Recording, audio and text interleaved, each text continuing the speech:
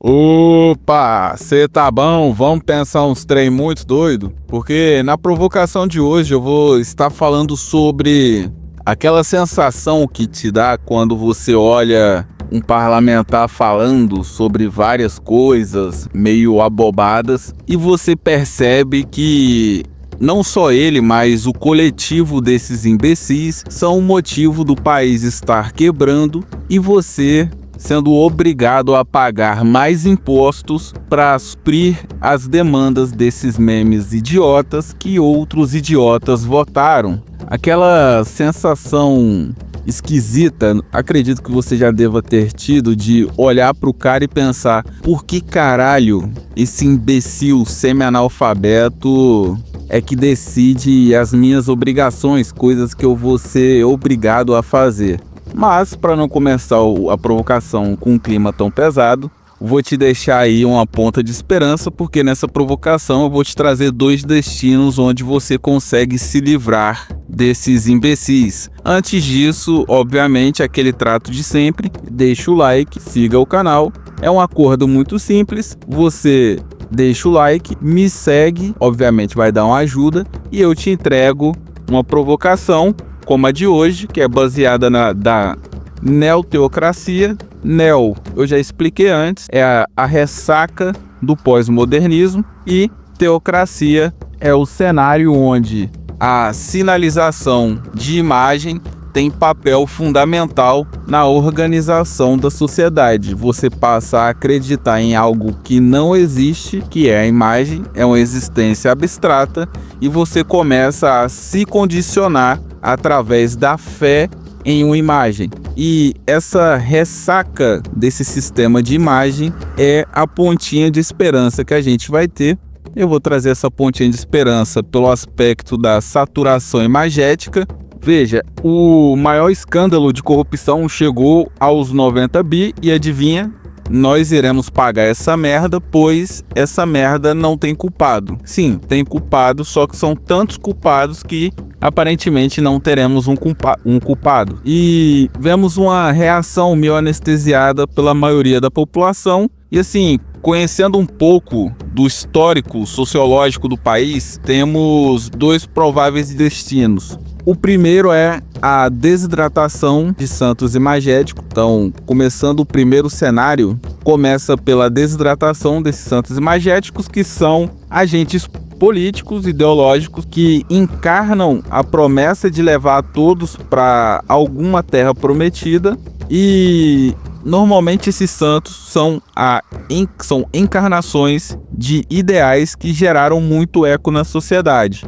E isso se conecta com a perspectiva que eu vou trazer esse vídeo, que é de performance estética. O que gerou a ressaca e a saturação dessa teocracia é a reforma estética. Entenda a reforma estética, que são argumentações e ações baseadas em um conjunto de crenças e ideais. Os políticos, eles não agem por acreditar no que eles acreditam, mas sim pelos ecos que eles conseguem captar na sociedade, e eles performam esse eco. Então assim, o Brasil não muda, pois as merdas que os agentes políticos fazem são adubo para as suas próximas promessas e atuações. É um processo de retroalimentação, de realimentação desse sistema político. As pessoas, elas têm demandas e elas vão ecoar essas demandas. A maioria vai performar essas demandas e depois vão fazer merda,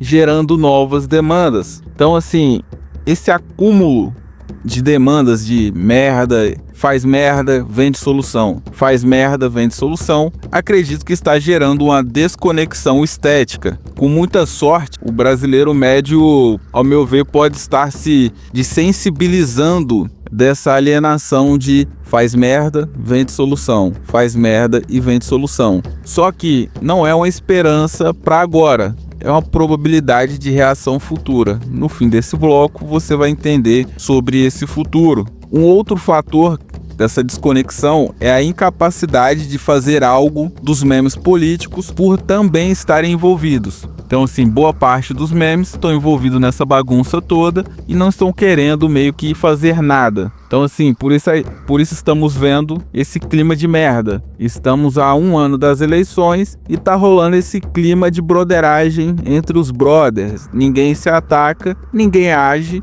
muito pela essa sensação de que estamos todo mundo na merda. Se todo mundo começar a se atacar, esse clima de desconexão pode aumentar. Então, assim, ao meu ver, essa eleição será uma espécie de termômetro populista. A visão popular do político é a mesma de um santo, trazendo um grande milagre. Então a população acaba chancelando as suas ideias de gastar e prometer qualquer coisa, mesmo que isso não gere nada, mesmo que a população saiba que é só promessa de político. Mesmo assim, algumas pessoas ainda acreditam.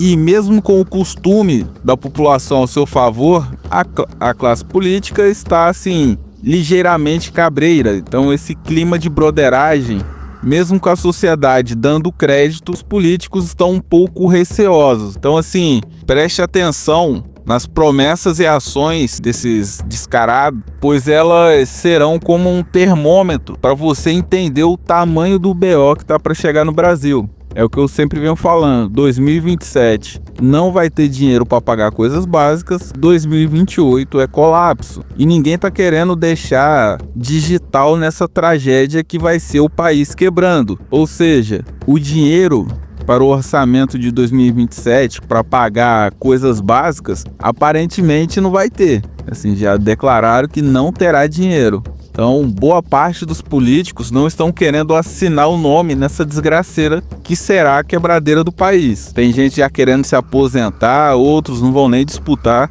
e é capaz até do Lula não disputar, que ele sabe que se quebrar na mão dele dá muita merda. Então, assim, provavelmente o futuro será de inflexão social. A conta da idiotice de acreditar em político está fazendo a ficha cair novamente depois de 12 anos. E aparentemente uma nova ressaca depressiva e descrente está batendo no brasileirinho médio. Só que, ao contrário de 2013, que rolou toda essa onda depressiva, não há um sentimento de reviravolta na situação do país. 2013 estava todo mundo na Disney achando que ia melhorar. Agora é totalmente diferente. O sentimento médio é de ruptura total das instituições. Não sobra nada. Então, assim, ao meu ver, a probabilidade do futuro é a da morte de Deus. Então veja que D minúsculo, entre aspas, não perturbe nos comentários, que é baseada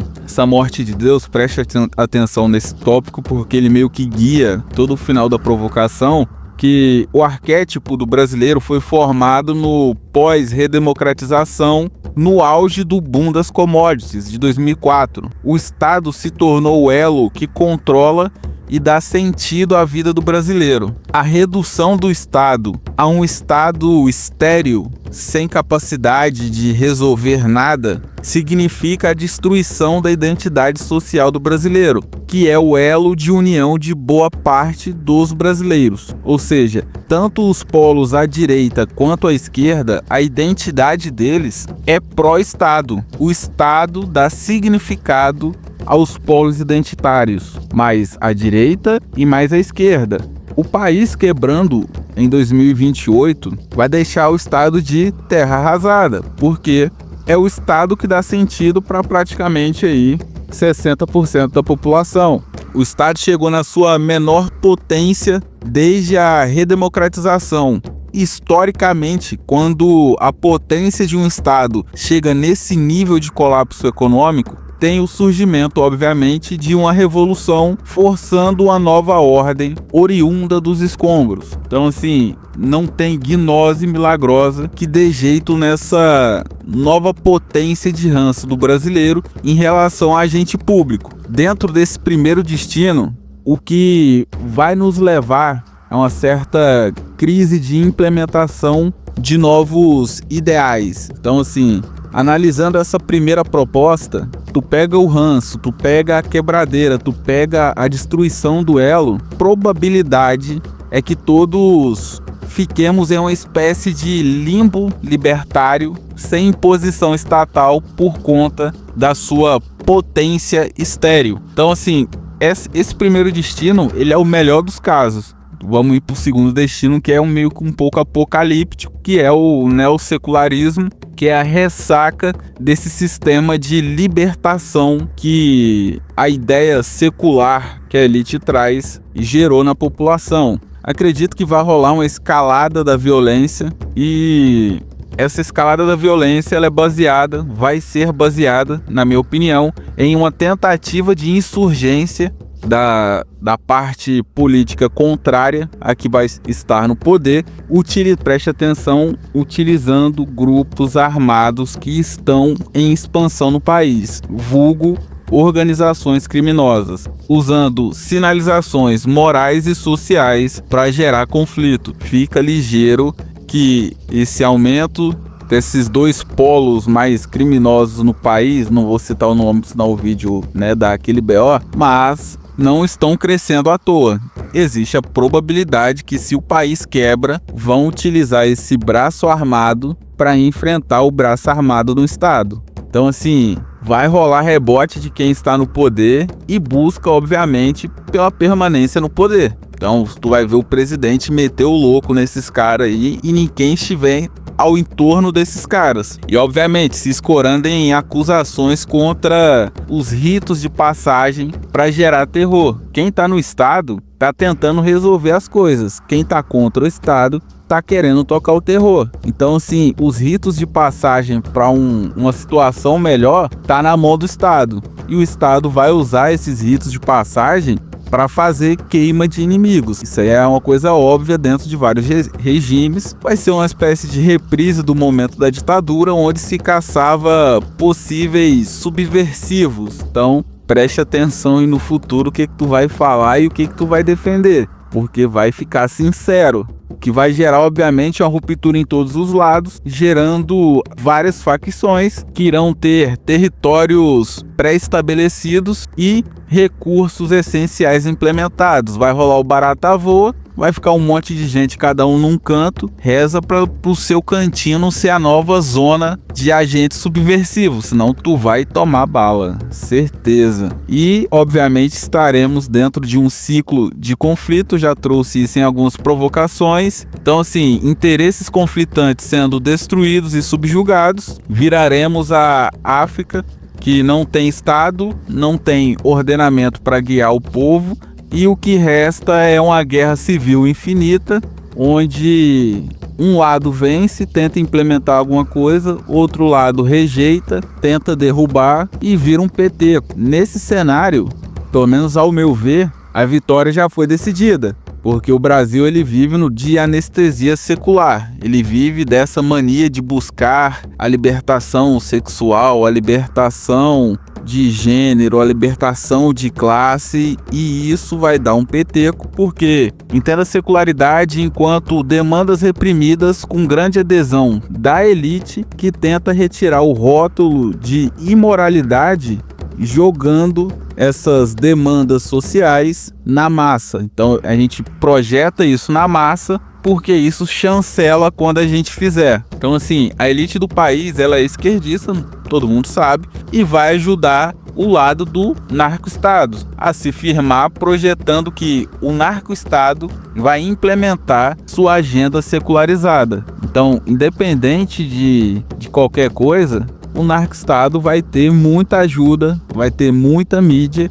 E, cara, o peteco vai ser esquisito no Brasil nos próximos anos. Porque, ao meu ver, a elite com essa rebeldia estética, que é só uma projeção de rebeldia, ela vai fazer essa merda toda, pois acredita que a educação e incentivo muda a sociedade independente de quem estiver no poder, ignorando que a visão de mundo deles precisa e depende de uma potência média do Estado. Então, independente se é o narco-estado ou não, eles vão dar educação, vai ter liberação de droga, libertação do sexo, coisas seculares que possivelmente vai afundar o país, porque para tu liberar essa quantidade de desgraça, na realidade, tu precisa de uma média do Estado, até mesmo para educação. Então, vão sinalizar a educação, mas vão tentar liberar uma série de coisas que, obviamente, esse narco-estado vai entregar, porque ele também curte. Então, assim,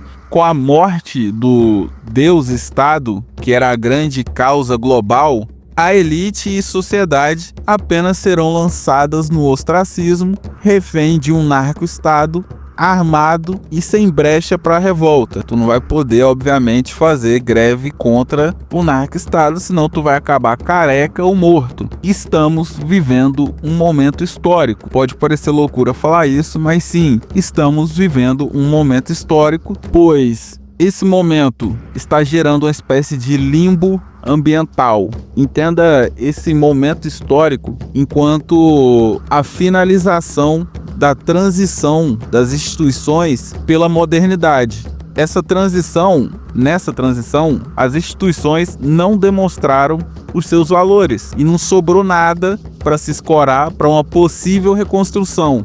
Então, assim, nem no modernismo, nem no pós-modernismo, nem no neomodernismo, as instituições que todo mundo defende demonstraram o seu valor, a sua necessidade. Então tu pega família, tu pega religião, tu pega aí sociedade, são várias instituições que não fazem muito sentido. Se você aplicar algum conceito econômico, as pessoas vão viver a vida delas sem essas instituições. Só que, obviamente, tem um problema. E a gente fica culpando a elite de também espalhar muita merda, só que a elite só gera eco porque a maioria não vê sentido nas bases da sociedade atual. É um momento histórico porque é um colapso generalizado de visão de sentido, visão de valor. Parece um pouco papo de problema de rico, mas assim,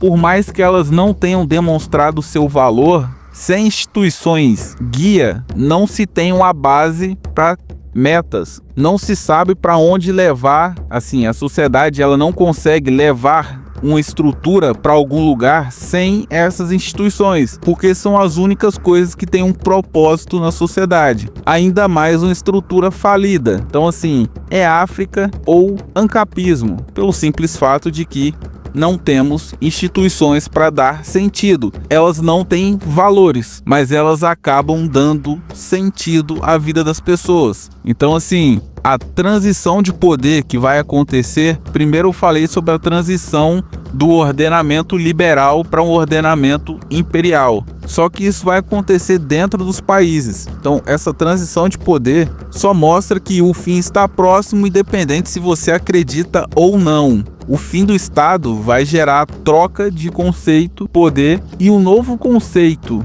que vai aparecer vai depender se o exército vai derrubar o narco-estado. Então, assim, a provocação de hoje é só para demonstrar que a gente tá flipando, porque ou a gente vira um estado de exceção de centro-direita, ou a gente vira um estado de exceção de centro-esquerda, porque vai ser exército ou vai ser o narco-estado.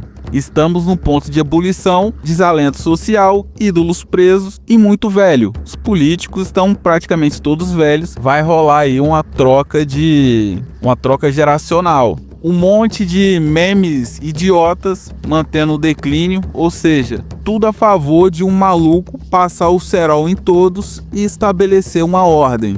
E isso porque eu estou olhando para dentro do país. Acredito que você já deva ter projetado possibilidades sobre, como eu disse antes, a quebra da ordem liberal global e o que pode acontecer com países cofres de minerais e recursos como o Brasil. Então, assim, estamos em um momento de ebulição interna e o externo também tá meio zoado. Assim, o futuro é apocalíptico. Sim, é um conteúdo mais datenista, mas sim, o futuro é apocalíptico e teremos uma adaptação forçada. Então, independente de se tu quer ou não, eu tô jogando aí se tu quiser refletir sobre, porque o novo regime interno de centro-direita que vai regular os subversivos secularistas vai te obrigar a se adaptar a isso. Então, assim, vai rolar essa primeira regulagem e depois que bater 2028, tem 2027 que vão tentar segurar o país. 2028 é ano de peteco. Então,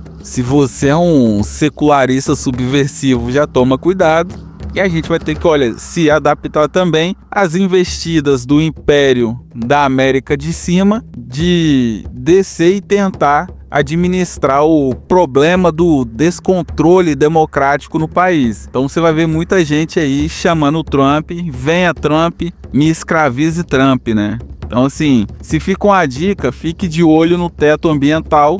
A produção e economia do país define o seu teto de acesso a consumo tecnológico e metodológico. Assim, o Brasil ele já faz com que vivemos em uma subdivisão de categoria de consumo. O Brasil é um país de rank B nas áreas de consumo globais. Então assim, a gente já está numa seção abaixo. Então, se fica uma dica, adquira tecnologia, pois o país vai ficar isolado do planeta, dificultando a quebra de limite tecnológico. 2027, a janelinha abre. É janela de sobrevivência, garotinho. Então assim, não adianta ficar muito animadinho, porque o meme que tu tá acreditando é só uma camada de proteção da elite agora e depois do colapso. Então, muita sinalização dos memes vai continuar e você vai bater palma provavelmente. Então, não bata palma. Não adianta ficar me garfando nos comentários sobre Lula e Bolsonaro. Seu político é um meme. Focaria, se eu fosse você, focaria em coisas mais úteis e acumule para passar aí 3 anos sem muitas compras. Então, assim, fica ligeiro, porque vai rolar um clima imperial. Aquele ideal 2030 é real e pelo andar da carruagem aí é melhor a gente aprender o inglês mais puro, pelo menos o inglês das ruas. Não irá existir ordem global liberal, é melhor começar a se adaptar a um semi-ancapismo de Estado, onde quem não produzir vai ser adestrado. Então assim, vamos ter que rezar para solucionar, independente do destino. Eu prefiro do primeiro cenário, mas independente do destino, a gente vai precisar começar a produzir para não sermos invadidos, porque o pessoal já está falando em reivindicação histórica. O secretário do Trump aí está pedindo acesso a bastidores e a bases e pontos estratégicos no país que os Estados Unidos emprestaram dinheiro para o Brasil. Então assim, desgraça é lucro, se prepare que o futuro é tenso. Espero que você fique vivo e que esse país lazarento vire uma capistão, que nem a Venezuela, que o Estado não tem potência para reprimir e vigiar a população. Então parece loucura, mas eu acredito que a potência do Estado venezuelano entrega um certo ancapismo. Então toda provocação à revolta de Atlas, retire crédito desse sistema desgraçado, retire a autoridade. Quanto mais autoridade um grupo ideológico tiver, maior a chance dele te chicotear em algum desses cenários. E se for um cenário de escalada de violência, piorou para a sua vida, beleza? Essa foi a provocação de hoje. Se te trouxe alguma reflexão, deixa o like, se inscreva no canal, mande pro seu amigo, vem aqui, mete 1.5 e assista pelo menos mais um vídeo, beleza? Então fique com Deus, um forte abraço.